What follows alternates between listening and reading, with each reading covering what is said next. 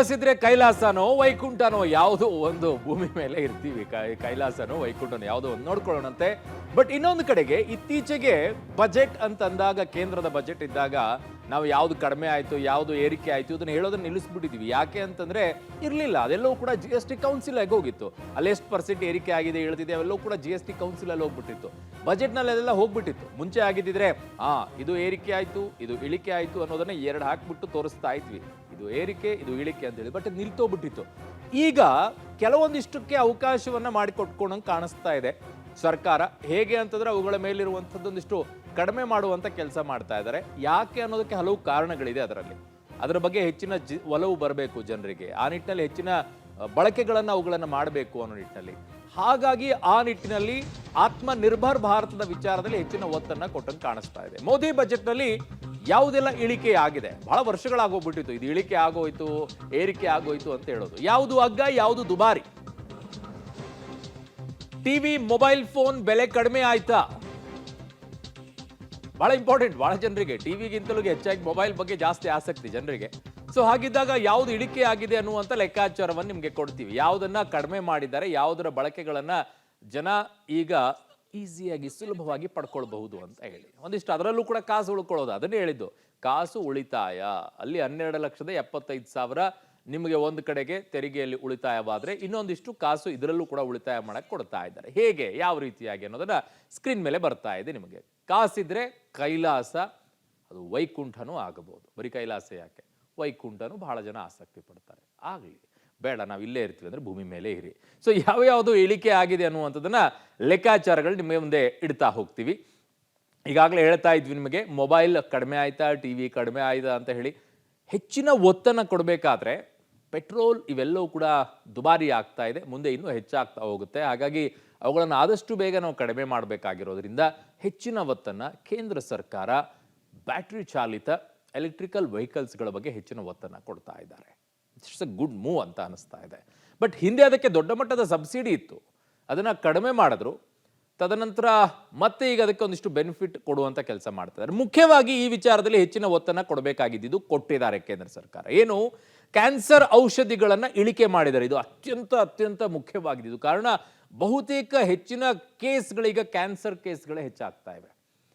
ಆ ಕ್ಯಾನ್ಸರ್ ಅಂತ ಈ ಕ್ಯಾನ್ಸರ್ ಅಂತ ಏನ್ರಿ ತರಹೇವಾರಿ ಕ್ಯಾನ್ಸರ್ಗಳಾಗ್ಬಿಟ್ಟಿದೆ. ಅದು ನಮ್ಮ ದಿನನಿತ್ಯದ ಚಟುವಟಿಕೆಗಳ ಆಧಾರದ ಮೇಲೂ ಕೂಡ ಡಿಪೆಂಡ್ ಆಗುತ್ತೆ. ನಾವು ಬಳಸುವಂಥ ವಸ್ತುಗಳ ಆಧಾರದ ಮೇಲೂ ಇದೆ, ನಾವು ತಿನ್ನುವಂಥ ಆಹಾರಗಳ ಆಧಾರದ ಮೇಲೂ ಕೂಡ ಇದೆ.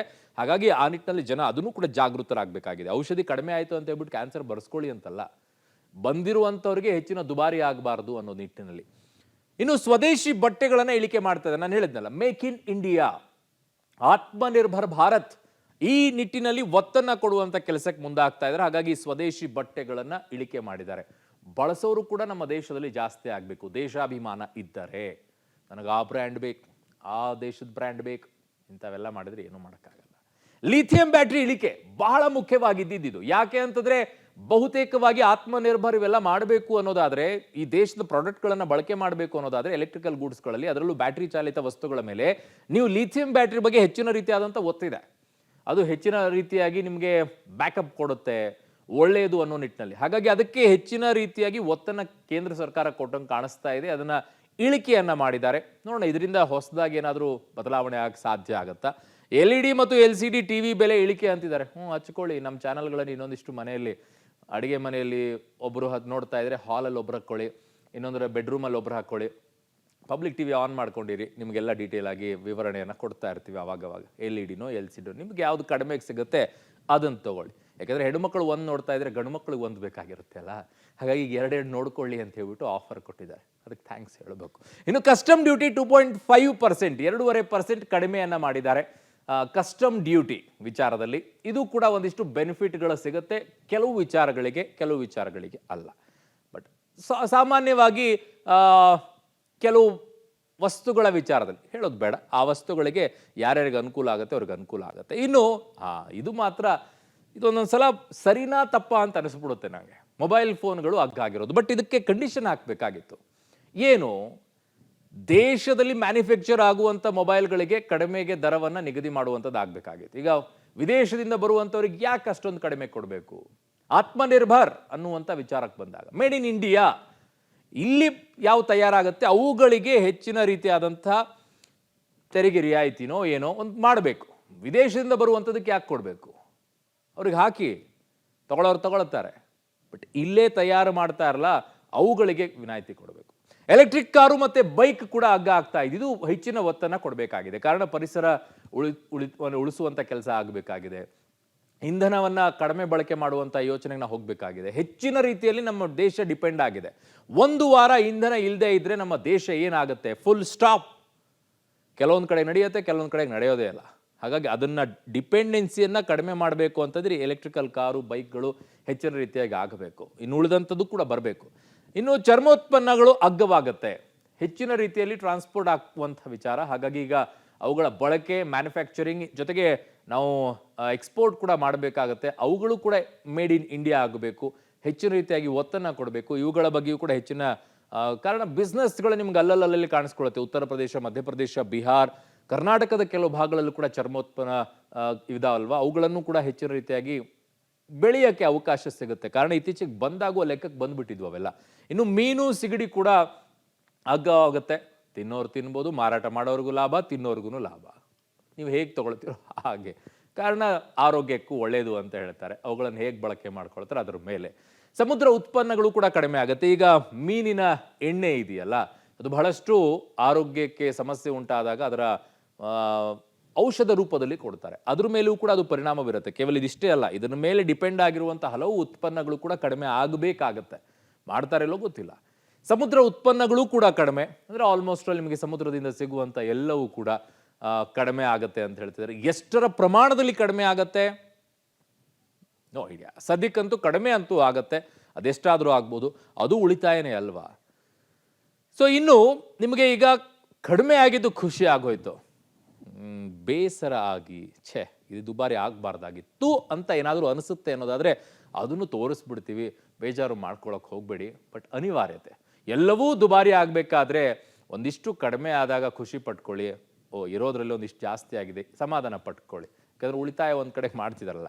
ಈಗ ಪ್ಯಾನಲ್ ಡಿಸ್ಪ್ಲೇ ಕಸ್ಟಮ್ ಸುಂಕ 20% ಹೆಚ್ಚಳವನ್ನು ಮಾಡಿದ್ದಾರೆ. ನಿಮ್ಮ ಡಿಸ್ಪ್ಲೇಗಳೇನಾದರೂ ಹೋಗಿದ್ದಿದ್ರೆ ಅವುಗಳನ್ನು ಹಾಕ್ಸ್ಕೋಬೇಕು ಅಂತಂದರೆ ಅದಕ್ಕೆ ಕಸ್ಟಮ್ ಸುಂಕ 20% ಆಗಿದ್ರೆ ಅದು ಇನ್ಕ್ರೀಸ್ ಆಗುತ್ತೆ. ಹೊಸದನ್ನು ಖರೀದಿ ಮಾಡೋದೇ ಒಳ್ಳೇದು ಅನಿಸ್ಬಿಡುತ್ತೆ. ಈ ರೀತಿ ಎಲ್ಲ 20% ಸುಂಕವನ್ನು ಹಾಕಕ್ಕೆ ಶುರು ಮಾಡಿಬಿಟ್ರೆ ಪ್ಯಾನಲ್ ಡಿಸ್ಪ್ಲೇ ಅದನ್ನು ಹಾಕ್ಸ್ಕೊಳ್ಳೋ ಬದಲಾಗಿ ಹೊಸದೇ ತೊಗೊಳ್ಳೋದು ಬೆಟ್ರಾ ಅಂತ. ಅದಕ್ಕೆ Atmanirbhar Indian manufacture, make in India ಅನ್ನೋದಕ್ಕೆ ಹೆಚ್ಚಿನ ಒತ್ತನ್ನು ಕೊಡುವಂಥ ನಿರ್ಧಾರ ಮಾಡ್ತಾ ಇದ್ದಾರೆ. ನೋಡಬೇಕು. ಸೊ ಪ್ಯಾನಲ್ ಡಿಸ್ಪ್ಲೇಗಂತೂ ಹೆಚ್ಚಿನ ರೀತಿಯಲ್ಲಿ ಈಗ ದರವನ್ನು ನಿಗದಿ ಮಾಡ್ತಾ ಇದ್ದಾರೆ. 20% ಹೋಗ್ತಾ ಇದೆ. ಇನ್ನು ಪ್ಲಾಸ್ಟಿಕ್ ಉಪಕರಣ ಕಸ್ಟಮ್ ಸುಂಕ 25% ಹೆಚ್ಚಳವನ್ನು ಮಾಡಿದ್ದಾರೆ. ಇದನ್ನು ಅತಿ ಹೆಚ್ಚಾಗಿ ಮಾಡಲೇಬೇಕಾಗಿತ್ತು ಇದನ್ನು, ಪ್ಲಾಸ್ಟಿಕ್ ಉಪಕರಣ. ಕಾರಣ ಜನ ಈ ಪ್ಲಾಸ್ಟಿಕ್ ಬಳಕೆಯನ್ನು ಮೊದಲು ನಿಲ್ಲಿಸುವಂಥ ಕೆಲಸ ಮಾಡಬೇಕು. ಅದಕ್ಕೆ ಡಿಪೆಂಡೆನ್ಸಿ ಕಡಿಮೆ ಮಾಡ್ಕೊಳ್ಬೇಕು. ಅದಕ್ಕೆ ಆ ನಿಟ್ಟಿನಲ್ಲಿ ಹೆಚ್ಚಿನ ಒತ್ತನ್ನು ಕೊಡಬೇಕಾಗಿದೆ. ಈ ಸುಂಕ ಹಾಕಿದ್ದು ಒಳ್ಳೆಯದೇ ಅಂತ ಕಾಣಿಸುತ್ತೆ. ಪ್ಲಾಸ್ಟಿಕ್ ಉಪಕರಣಗಳೇನಿದೆ ಅದರ ಬಳಕೆ ಕಡಿಮೆ ಆಗಬೇಕು. ಕಾರಣ ಆಗಲೇ ಕ್ಯಾನ್ಸರಿಗೆ ಔಷಧಿಗಳ ಸುಂಕ ಕಡಿಮೆ ಮಾಡಿದಾರಲ್ಲ, ಅದರ ಔಷಧಿಗಳನ್ನು, ಅದು ಎಲ್ಲದಕ್ಕೂ ಕೂಡ ಕಾರಣ ಮೂಲ ಇದೆ ಈ ಪ್ಲಾಸ್ಟಿಕ್. ಇದಂತೂ ಕರಗೋದೇ ಇಲ್ಲ. ಅದು ನಾವಲ್ಲ, ನಮ್ಮ ಮಕ್ಕಳು, ಮೊಮ್ಮಕ್ಕಳು ಎಲ್ಲರೂ ಯಾರೇ ಬಂದರೂ ಈ ಪ್ಲಾಸ್ಟಿಕ್ ನಾವು ಏನು ಬಳಕೆ ಮಾಡೋದು ಹಾಗೆ ಬಿದ್ದಿರುತ್ತೆ. ಅದನ್ನು ನಿಲ್ಲಿಸೋದು ಕಡಿಮೆ ಮಾಡಬೇಕು. ಆ ನಿಟ್ಟಿನಲ್ಲಿ ಜಾಸ್ತಿ ಪ್ರೆಷರ್ ಆಗ್ತಾ ಇದ್ದಾರೆ, ಬಳಕೆ ಮಾಡಬೇಡಿ ಅಂತ. ಟೆಲಿಕಾಂ ಉಪಕರಣಗಳು ಕಸ್ಟಮ್ ಸುಂಕ 15% ಹೆಚ್ಚಳವನ್ನು ಮಾಡಿದ್ದಾರೆ.